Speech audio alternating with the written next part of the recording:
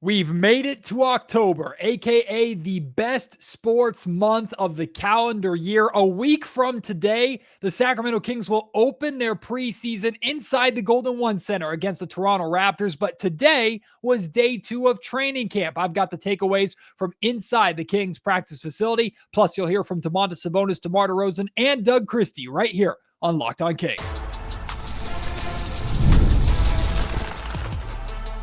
You are Locked On Kings, your daily Sacramento Kings podcast, part of the Locked On Podcast Network, your team every day. And now, ladies and gentlemen, it is that time for another episode of Locked On Kings.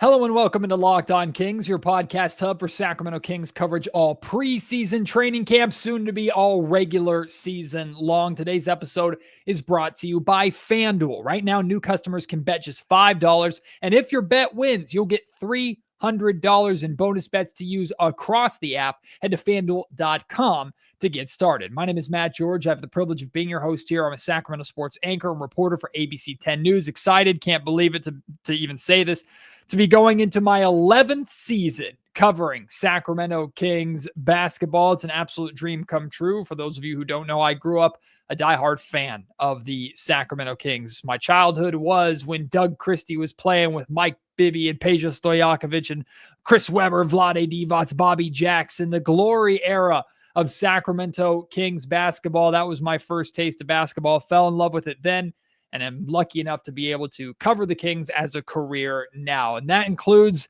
being inside the practice facility for day 2 of training camp. If you missed my episode yesterday about what went down in day 1, be sure to go and check that out. But day 2, we walked into a team free throw drill. And this is a pretty common drill. We've seen it before. The entire team lines up on the baseline. One teammate shoots a free throw. If they make the free throw, then they go back to the baseline. Another teammate comes out.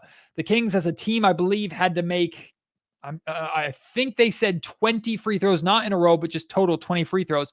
But if anybody missed, then the entire team had to run the full length of the court and back before they'd continue shooting. So it adds a little bit of a pressure element to free throw shooting. Of course, we know the Sacramento Kings can always get better at their free throw shooting. And also there's a conditioning element in there too, right? And that's what a lot of yesterday's podcast was about from day 1 of training camp. It's all about conditioning. The Kings want to be the best conditioned team in the league. This is another element of that, a run element that I'm sure none of the players wanted to do, but it adds a little, I don't know if I'll call it fun, but pressure to the free throw shooting. And when we got in there, they had gone through about half the team had shot free throws. I'm sure they'd run a handful of times. And of course, as we know about Malik Monk, Malik's always a talker, right? Malik Monk will let anybody and everybody hear it, and he will say what's on his mind, say what he has to say.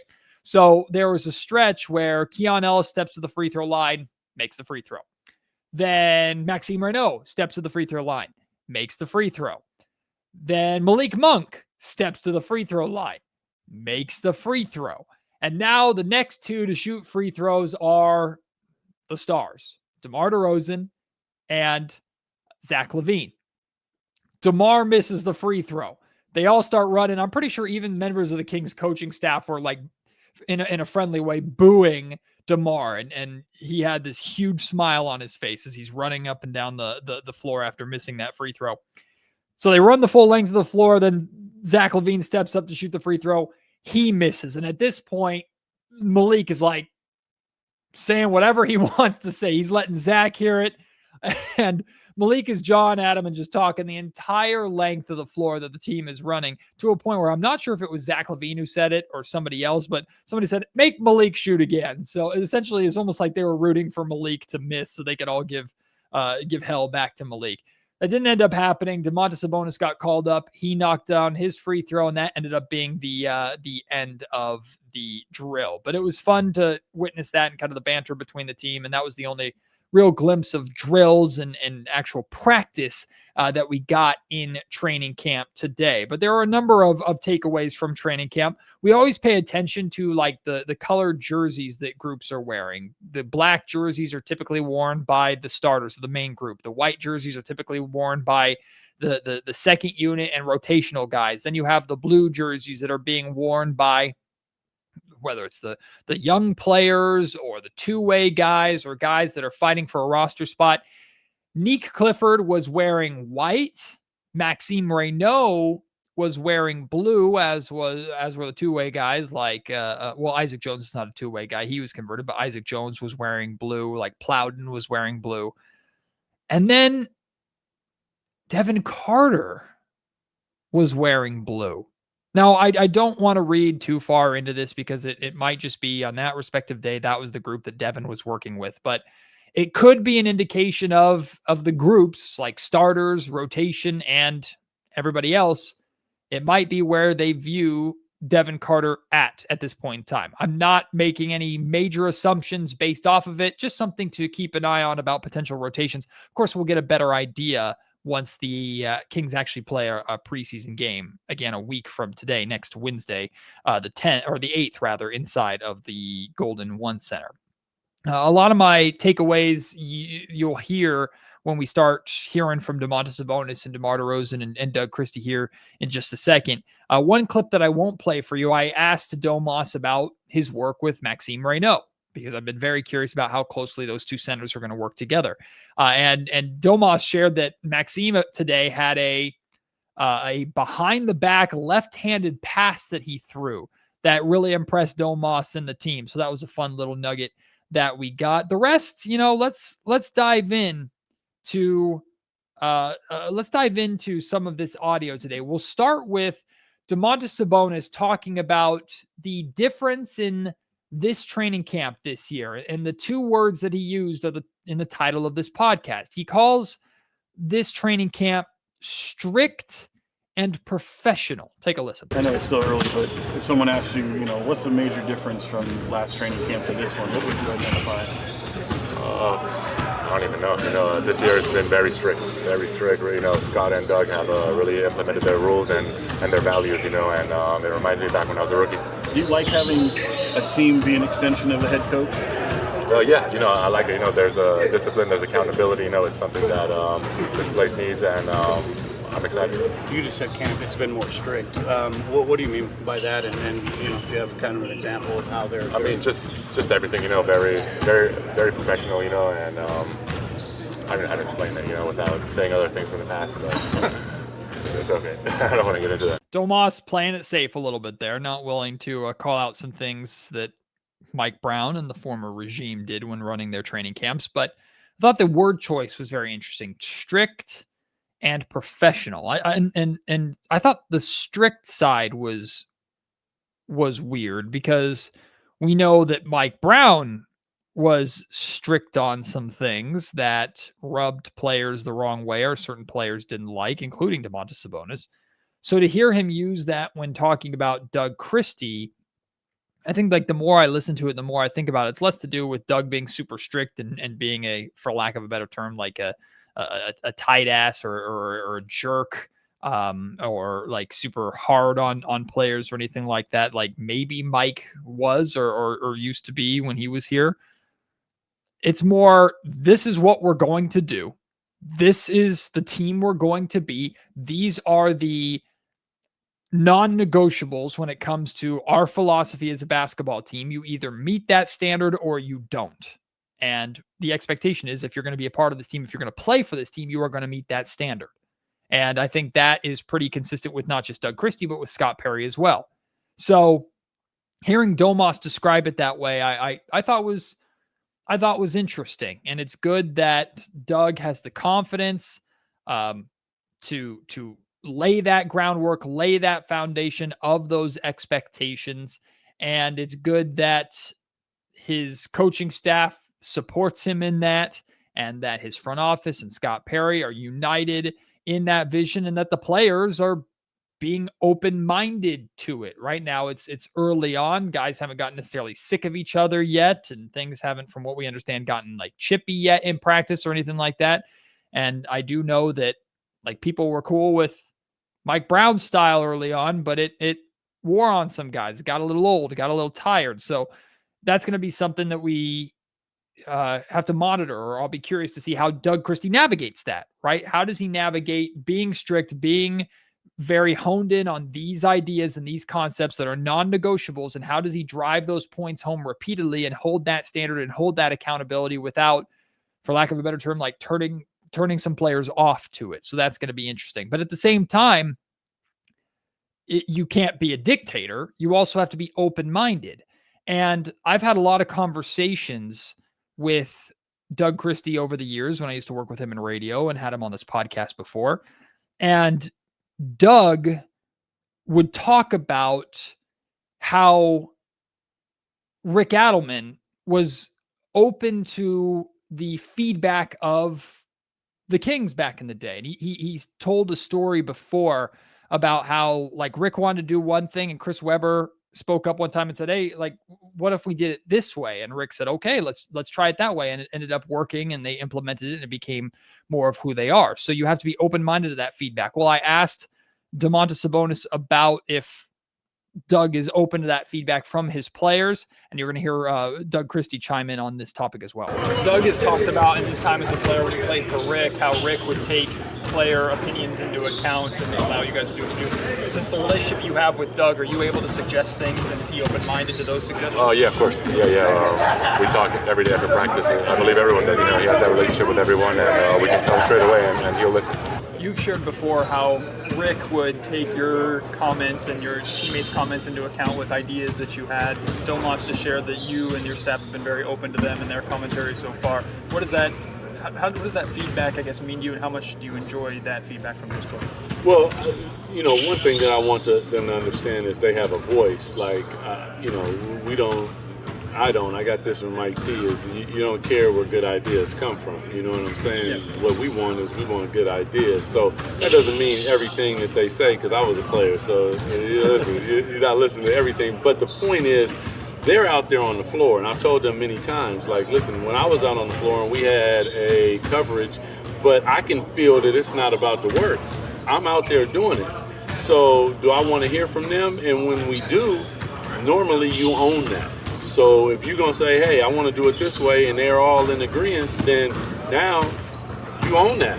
And so just the open communication, the ability and willingness to let them know that this is a safe place, and we're here to win and try to make sure that we're being better every day. And part of that starts with the communication and the trust within our circle of each other. When you a player and you played in the league so long, and you have the knowledge even before coaching that Doug had, it just makes the transition, even easier from my point of view. I think he got it. He understands the game. He understands it from a player perspective.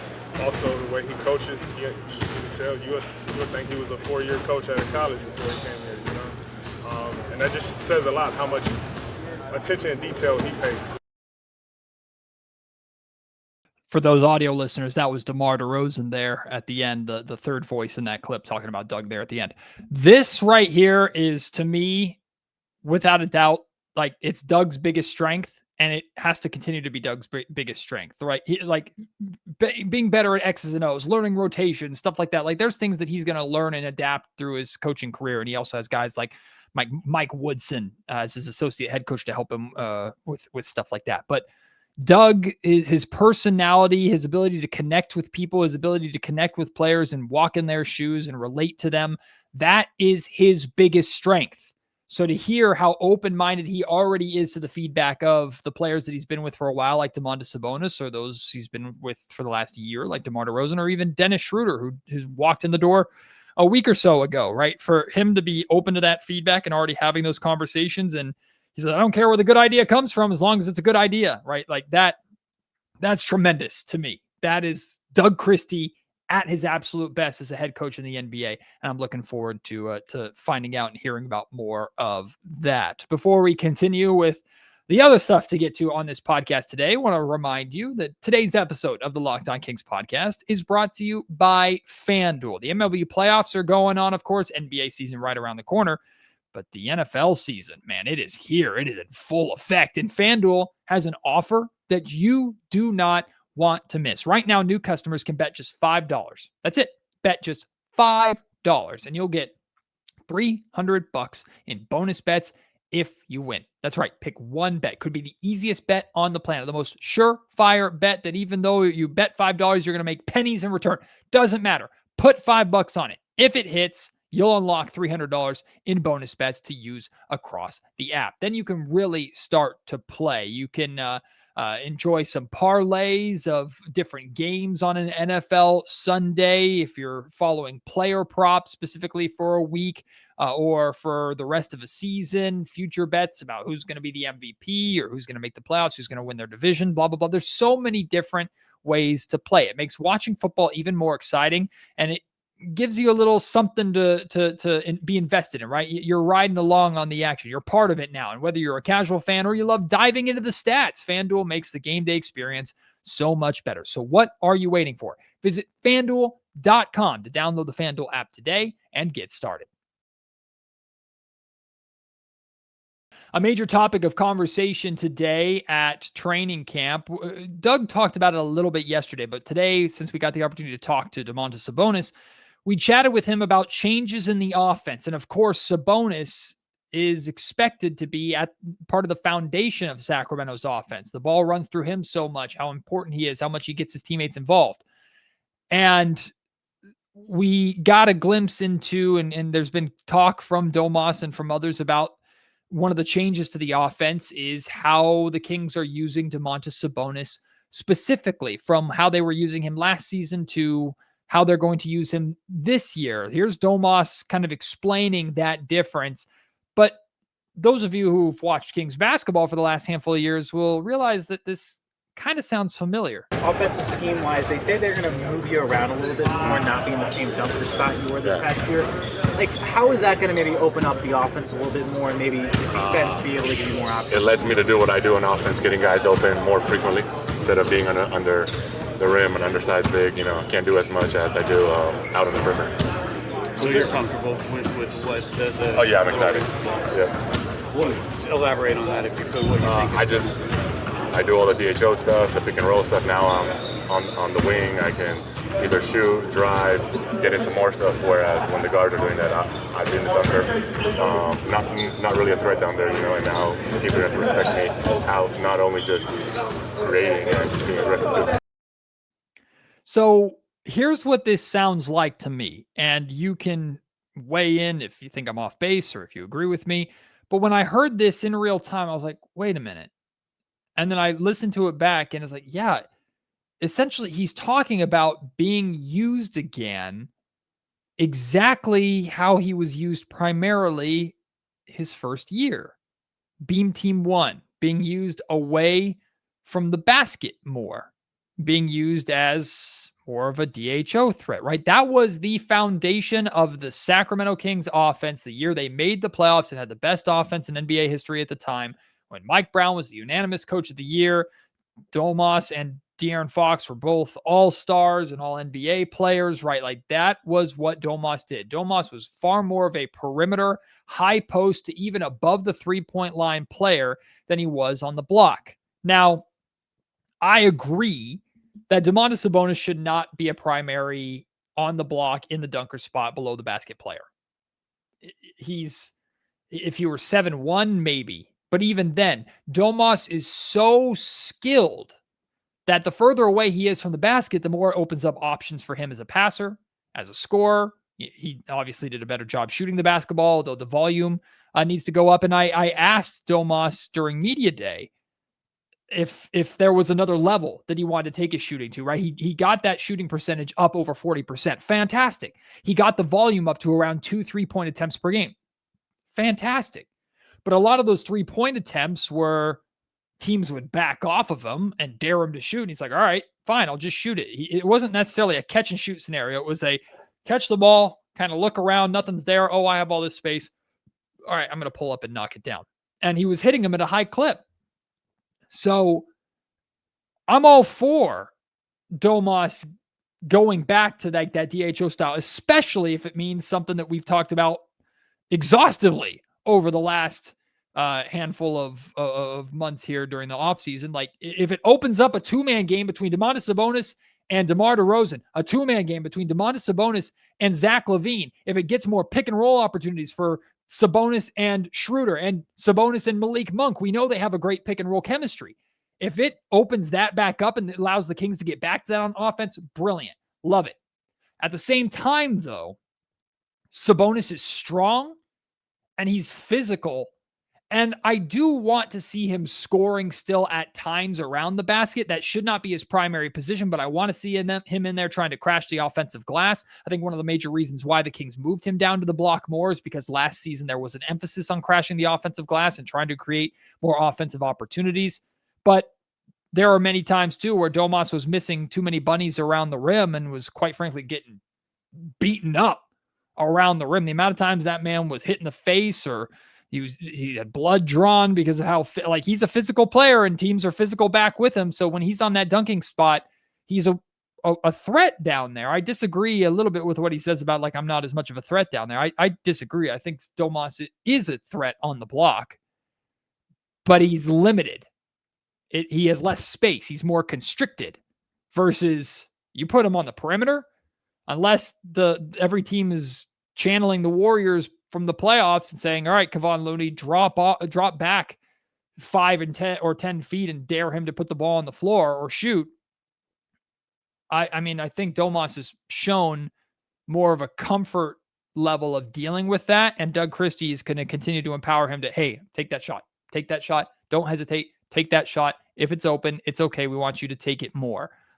So I'm excited. I'm very excited about the idea of Domantas Sabonis being more of a perimeter player again, getting a lot of that DHO run through him again, the two-man game opening up, because so many of the time, go back and watch film of Beam Team 1 and how great that offense was. Half the time, Domas was doing DHOs and was standing above the three-point line to get opportunities for Kevin Huerter to shoot threes or Keegan Murray to shoot threes. It doesn't have to be top of the key. It doesn't even have to be at the free throw line.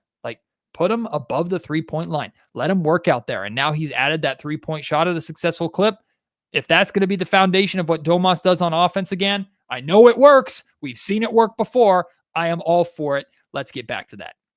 This episode of Locked On Kings is also brought to you by a Peloton. Peloton is shaping the future of fitness with a brand new Peloton Cross Training Tread Plus, powered by Peloton IQ. This thing is amazing. It's a beast. It's their most advanced equipment yet, designed to give you real-time guidance and endless ways to move, whether you're running, lifting, or cross-training with your favorite instructors. This is training reimagined. Peloton is built for breakthroughs with tools that help you plan, stay motivated, and reach that peak performance. I personally love how the Peloton IQ system offers real-time strength coaching. It actually tracks your reps, suggests the right weights, and corrects your form, making every rep safer and smarter. So you don't just have to rely on yourself and what you remember from maybe a training session or two or talking to your buddy at the gym. Peloton keeps you on track. And if you're like me, a numbers guy too, it can help you keep track of kind of your statistics and your growth and how much better you've gotten. It's awesome. Plus, the swivel screen is a game changer. You can go from running on the Tread Plus to strength training without missing a beat. And the personalized class recommendations keep you engaged. You get workouts tailored to your vibe and your energy level every single week. So let yourself run, lift, flex, and push forward. Explore the new Peloton Cross Training Tread Plus today at onepeloton.com. If you've been listening to Sacramento Sports Radio today in particular, and maybe other podcasts, Keegan Murray has been a major topic of conversation today. People just talking about Keegan being more aggressive and what does that look like, right? What is the next step of Keegan Murray and how many shots are there really for him with the players that he's playing with, and what does being more aggressive look like? And this is something that we're going to be tracking and paying attention to, not just all training camp and preseason long. We're going to be looking at it all all regular season long, right? That next step for Keegan Murray, it's going to be an area where he's really under the microscope, especially with this being a potential contract year, assuming the Kings and Keegan don't come to a contract extension agreement by the deadline, which is late October around Halloween time. So I asked DeMar DeRozan about Keegan being more aggressive and how DeRozan has tried to help Keegan with that. And something that DeRozan says here that doesn't have really anything to do with scoring or shooting necessarily that jumps off the page to me. It's starting to become something that we're consistently hearing from people in training camp, and it excites me. Keegan's been challenged to be more aggressive. Doug talked about him hunting shots more. Over the last year that you've worked with him, has he picked your brain on how to be more aggressive without going over the top? I mean, yeah, we all know Keegan, the quiet type, but, this time around, he's definitely been more vocal. A key component to our success is Keegan on both ends of the ball, offensively and defensively. We won't be able to go nowhere if we don't get the best out of him every single night. And we make sure we do our best to make sure, he's capable to do that every single night. So from his standpoint, he's ready.